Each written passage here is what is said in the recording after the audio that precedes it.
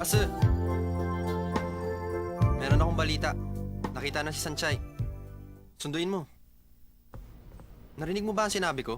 Nakita siya ni Shinge sa... Huwag mo nang ipalam sa akin yan. Pero, Sunduin?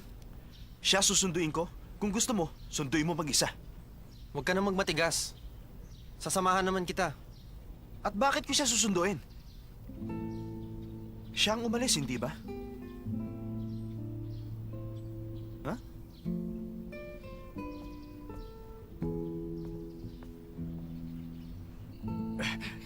Kailangang matuyo yan. Alam ko. Siguro, pwede na yan. Teka, si Mayor. At yung may-ari ng bahay, bakit nandito kayong lahat? Ang dami nyo naman. Teka, maupo muna kayo. Kwentuhan tayo. Ayuwe, itatanong ko lang. Balita na ito sa buong bayan. Ano bang nangyayari? Ano nangyayari? Kunwari pa kayo na hindi nyo alam? Akala nyo taga-probinsya kami, madali kami lokohin? Ang sabi nyo sa mga taga rito, may boyfriend na mayaman ng anak nyo. Akala nyo ba maniniwala kami? Hindi naman kami tanga. Pero hindi kami nagsisinungaling sa inyo Oo nga. lahat. Totoo ang sinasabi namin, may boyfriend na ubod ng yaman ng anak ko. Hindi lang namin sinasabi ang pangalan dahil teka. baka sabihin nyo mayabang kami. Teka. Bayaran mo na mga utang mo sa kanya. Sa itsura ng anak mong yon, paano yun magkaka-boyfriend ng mayaman? Hindi na nga maganda, suplada pa. Aba! Maniwala kayo, Mayor! Hindi talaga kami nagsisinungaling. Hintayin nyo na lang na yung anak namin si Shanchay at yung boyfriend niyang mayaman ay makapagpakasal na at makikita nyo. Magpapaparty ako rito. 3 araw at 3 gabi. Sagot ko lahat. Hindi naman sa nagdududa kami, pero papaano kami maniniwala kung wala kayong katibayan? At isa pa, balita sa bayang ito, na yung anak nyo at yung binata dun sa restaurant na Asong ang pangalan ay nagkakamabutihan. Aba, Mayor. Dahan-dahan ka sa pagsasalita. Desente at walang kamuang-muang ang anak namin. Tama ang sinabi niya. Bahala ka sa kanya ang sasabihin ng iba. Ang totoo, si Dao Mingse talaga ang tunay niyang nobyo. Pero dati, hinatid siya ni Xinghe. Pagkatapos, minsan na siya nakipag-date kay Wachile. Yun lang naman. Sira ka talaga. Bakit mo naman sinabi yun? Bigla lang ako. Sanchay, malapit nang makita ng mundo ang pinakamagandang artwork. Siguradong hahangaan ako ng lahat ng tao.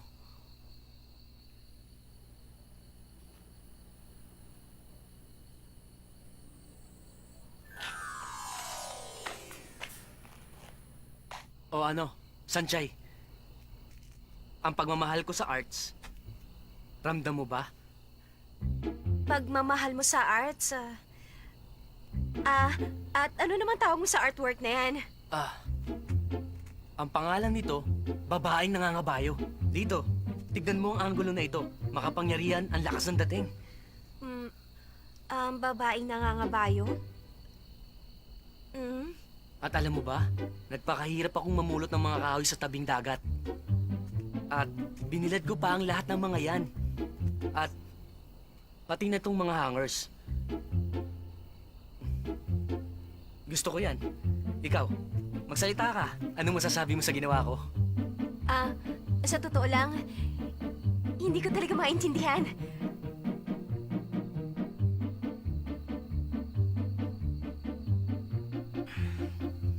Aso, pasensya na. Pero hanga ako sa galing mo ang talento.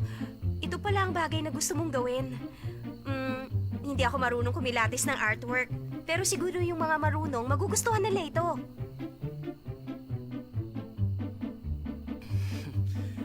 Yan din ang iniisip ko. Kaya naman gusto kong pumunta sa Italy para makapasyal at matuto. Kaya nagtatrabaho ako para makaipon ng pera. Talaga bang gustong-gusto mong makapunta sa Italy? Oo. Lalo kong isama siya. Siya lang ang taong nakakaintindi sa akin. Hanga siya sa akin. Pero nung isang taon, nagduda ako sa kakayahan ko. Nawalan ako ng ganang gumawa. At ng panahon yun, sinuportahan pa rin niya ako. Pero hindi nagtagal. Palagi na kami nagtatalo. Siguro tama nga ang sinabi niya. Nawalan ako ng silbi. Nawalan ng pag-aasang mabuhay.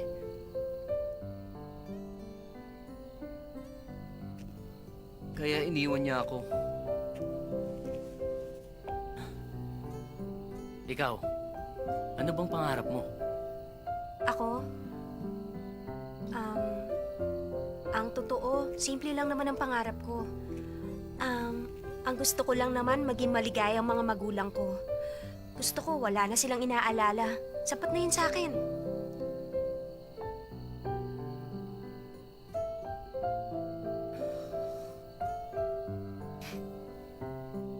Sanchay, may sasabihin ako. Huwag kang magagalit. Sa tingin ko, kailangan mo nang bumalik doon. Hindi ka liligaya dito. Alam mo, pareho lang tayo. Mahilig tumakas sa problema. Kaya alam ko ang nararamdaman mo.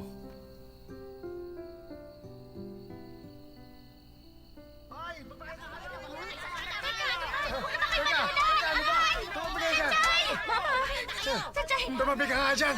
Sabihin mo nga sa kanilang lahat na wala kayong relasyon ng lalaking Oo, yan. tama ka. Sinisingil nila tayong lahat sa mga utang natin at gusto nila tayong palayasin sa Hindi bayang tayo ito. papayag! Oo, Baka naman pwede mo papuntahin dito si Master Damingsa para makausap nila. oo nga. Bakit di mo papuntahin dito yung mayaman mong nobyo? Kalimutan nyo na yun. Sigurado ako niloloko lang tayo ng babaeng yan. Halata namang may relasyon sila ni Asong. Hindi na may tatago yun. Sandali, nagkakamali kayo. Wala kaming relasyon ni Sanchay. Narinig ko yun! Yun, ha? Mga sinungaling kayo. Kung wala kayong relasyon, bakit magkasama kayo dito? Di sa oras ng Oo gabi. nga naman. Sandali nga, ano ba problema nyo? Kung magkaibigan man kaming dalawa o mag-boyfriend, wala na kayong pakialam doon. Anak, huwag mo muna sila masyadong galitin. Nakita nyo, para na rin umamin siya. Hindi ako nagsisinungaling sa inyo at babayaran namin ang utang namin sa lalong madaling panahon. Tama! Bukas! Magbabayad kami ng utang namin, okay? Bukas ha? Pinangako mo yan. Bukas talaga. Babalikan ka namin. Pabalik-balik na lang kami sa kasigil. Anong bukas? Maningil na sila bukas. Siguro naman darating na si Master Damingsa, di ba? Sanchay! Tawagan mo na siya Sinabi ko ngayon. ng bukas. Naiinis ako sa kanila. Bakit nila sinabing nagsisinungaling ako? Ako pa? Sanchay, kailangan tawagan mo na kasi si Master Damingsa para makahiram na tayo ng pera sa kanya. Oo nga, anak. Utang natin yun. Pero pagkasal na kayo, hindi na natin babayaran yun. Kaya sige na, anak, tawagan mo na si Master Damings. May cellphone ka naman. Ayoko. Hindi ko siya tatawagan. Ha? Dahil nakipag-break na ako sa kanya. Yung sinabi kong magbabakasyon ako dito, dahilan ko lang po yun. Nag-drop out na po ako. At yung dati po nating tinitirhan, pinenta na po ng may-ari. May utang pa po tayong ilang buwan. Wala po akong kapera-pera nung umalis ng Taipei. Yun po ang totoo. Kung ganun pala. Paano na? Bukas.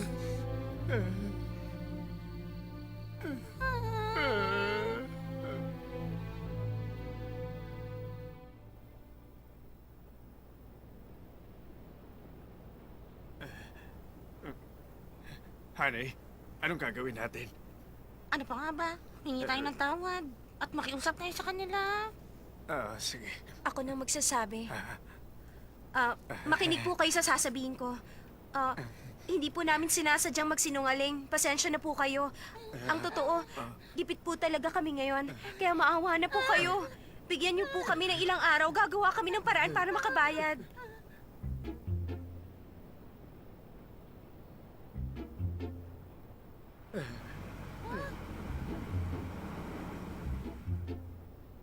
Sanchay! Buti natagpuan ka namin! Aba, totoo nga. Meron siya.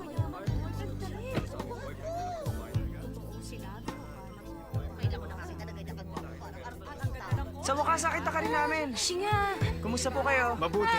bakit nandito kayong dalawa? Dahil susunduin ka na namin. Mister, ikaw ba ang boyfriend ni Sanchay? Nagpunta ka ba rito para bayaran ang mga utang nila?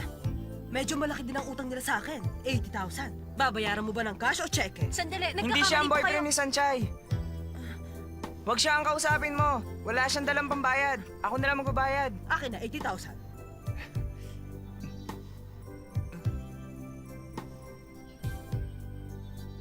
$20,000 lang. 85,000 yan, bilangin nyo. Hindi na. Salamat. Ayuwe, pasensya ka na sa amin, ha? Huwag kang magagalit. Baka gusto mong sa bahay ka maghapunan mamaya. Sabi ko na, nagsasabi ka ng totoo. Umaya. Baka gwapo. Sige, Kaya na kami.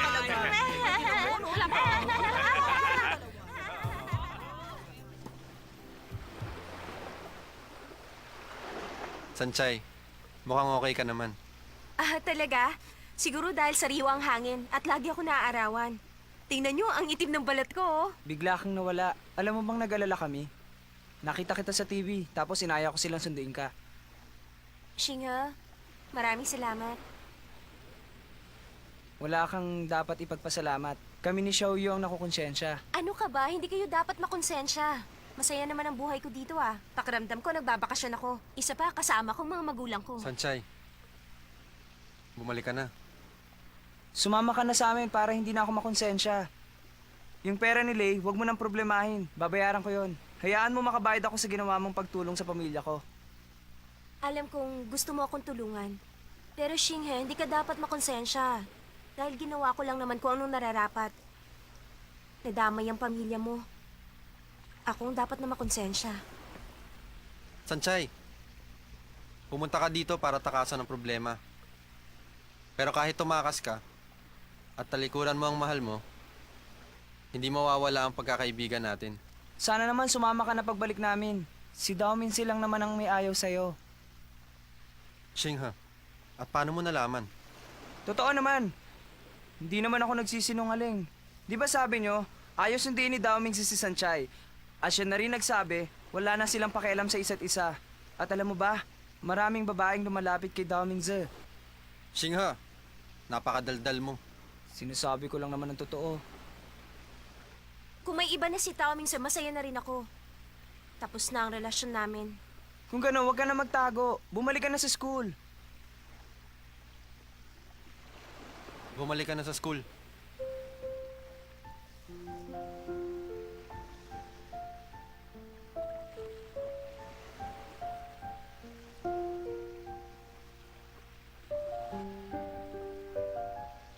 O sige, sasama na ako sa inyo.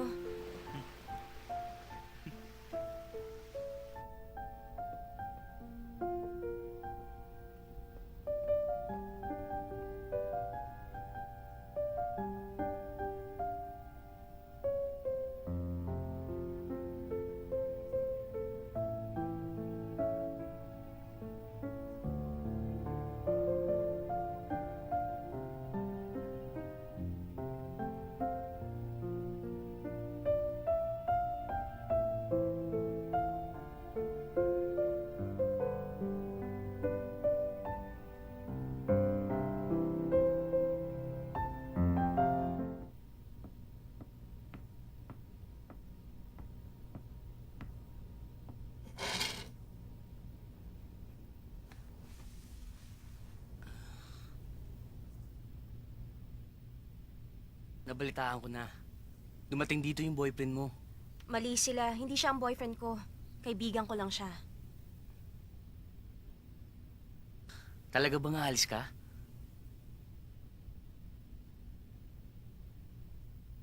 Mabuti naman. Mula bukas, ako na naman ang magbabantay ng restaurant. Nalulungkot na tuloy ako. Lahat na lang ng tao dito gusto akong iwanan. Asong, Binibiro lang kita. Malungkot pag wala ka. Pero ang kaligayahan mo ang pinakaimportante sa lahat. Kapag nalungkot ka dun, isipin mo lang ang pagkakaibigan natin ay happy ending. hindi totoo ang happy ending. Kahit bumalik pa ako sa eskwelahan, baliwala na rin yun. Tapos na naman ang lahat. Sanchay, huwag kang magmatigas. Pagsisisihan mo yan. Lahat ng tao nagkakaproblema. Pero kung gugustuhin mo, malalampasan mo yan. Kung hindi mo talaga kaya, magpakatatag ka. Aso, magkaiba tayo ng sitwasyon. Hindi ko kaya maging makasarili. Hindi ko kaya makipagrelasyon sa kanya dahil maraming masasaktan. Ayaw mo makasakit ng iba. Pero sa ginagawa mong yan, sinasaktan mo ang mahal mo. At ang sarili mo. Ang totoo, wala akong gusto sa'yo. Dahil kung meron, hindi sana ako nagpapaalam sa'yo ngayon.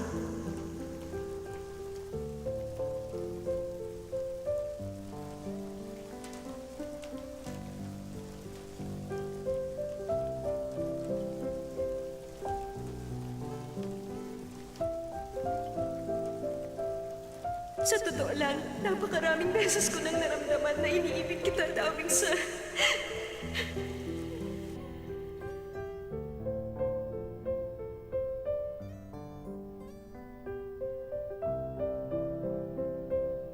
Asong, pag dumating ang araw na bumalik na sa'yo si Asyong, magpasalamat ka. Ipangako mo, maging masaya ka. Sana nga mangyari yun. Sana makasama ko siya papuntang Italy. Ikaw rin, ipangako mo sa akin. Kahit di kayo magkabalikan ng boyfriend mo, magiging masaya ka. Hmm?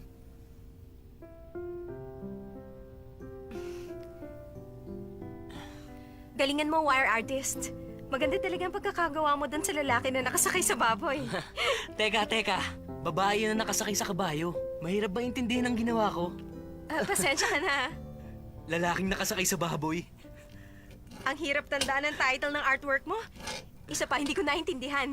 Sana sinabi mong hindi mo naintindihan. Hindi ka nagsasalita, akala ko naintindihan mo. Sabi naman sa'yo, wala akong alam sa mga artwork. Lalaking nakasakay sa baboy. At ako, milyonaryo na kabisikleta. Ganon?